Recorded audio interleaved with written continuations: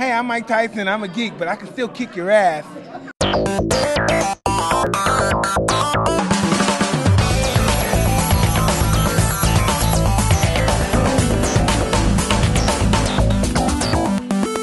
All right, Geek Legacy here with Mike Tyson, star of Mike Tyson Mysteries. Can you do us a favor and just kind of give us a quick 15, 30-second pitch of what this show's about? Well, it's really self-explanatory. Mike Tyson Mystery. I have mysteries. A bird. People send a bird to my coop. I look at the bird. I check the sign, the message out. It tells me the problem, and then I have to solve the problem. Now, who do you solve the mysteries with? I solve with my adopted Korean daughter. Yee, and I have the ghost of the Marquis of Queensberry, and I also have I have the little pigeon. The pigeon. I can't forget the pigeon. He took Scooby-Doo's place.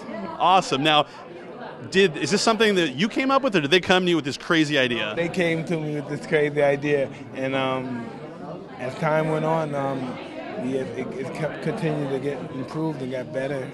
So you weren't instantly on board? Big time, yeah. And I wanted to be the best I could be. I wanted to see if I was able to do this at the top of the level of animation. And now that you've seen it all come together, how are you pleased? What's the reaction to people seeing this? I'm addicted. I want to do more. I just want to do more, as much as I can do. Now, you seem to have the comedy bug. You were in the Hangover movies. This is definitely hysterical. Is comedy something that you're looking forward to? I like comedy because before I was the mean, morose guy. That took too much energy or drain, so this is more life-lifting, I think. Awesome. Probably the mad scientist of Mike Tyson Mysteries. Can you explain to us, A, the plot of this, and how this crazy idea came to fruition? The one thing I know I can't explain is the plot of this. It will not make sense either in the telling, maybe probably in the watching. It won't make sense. But how it came about, I think I have a clearer idea. Mike Tyson wanted to be in a cartoon. And once Mike put his mind to that, there are very few people who have the gumption to tell Mike no. That's what I've learned. I wouldn't say no to him. I wouldn't either. I don't care what he asks. I would, say yes. I would start drawing the cartoon. So that's kind of how, Mike's a big fan of the material of 80s cartoons. And I think he just envisioned that it would be fun to have a cartoon, and he wasn't wrong. Now, was it always like this, or did you guys have to pitch Mike this, and he's like, what? No, one of the greatest things about Mike is I found him to be incredibly open-minded and trusting. I think he believes that on our end we know what we're doing, and so he's not the kind of guy that wants to micromanage things from in my experience.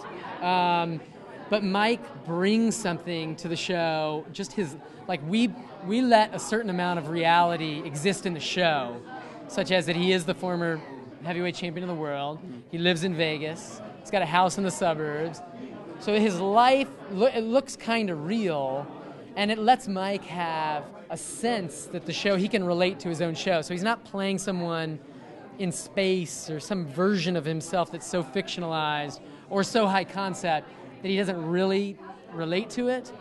In the show, he relates to it. He goes out in the backyard that looks not that different than his backyard. And there's a pigeon coop, and there's one in his house in the backyard. Wow. So the only difference is that the pigeons in our show have messages attached to them, and then he goes and tries to help the people that send the message. With the help of a ghost, a pigeon, and a pigeon that used to be a person, and his adopted Korean stepdaughter. Exactly. You got me there. So that's the part that doesn't make any sense and has no relation. But that's like his family. Right.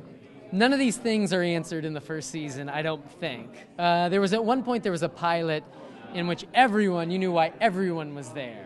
The Marquis of Queensberry was there because as a ghost he had been sent to haunt the former heavyweight champion of the world and set him on a spiritual path to redemption. Not in the pilot. The next door neighbor, she was shot with an arrow and laid her daughter, young Hee, on Mike Tyson's doorstep and said, take care of her. And that was going to be our first mystery. Cut out.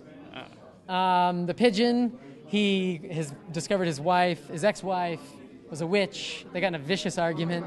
He cheated on her, and she turned him into a pigeon.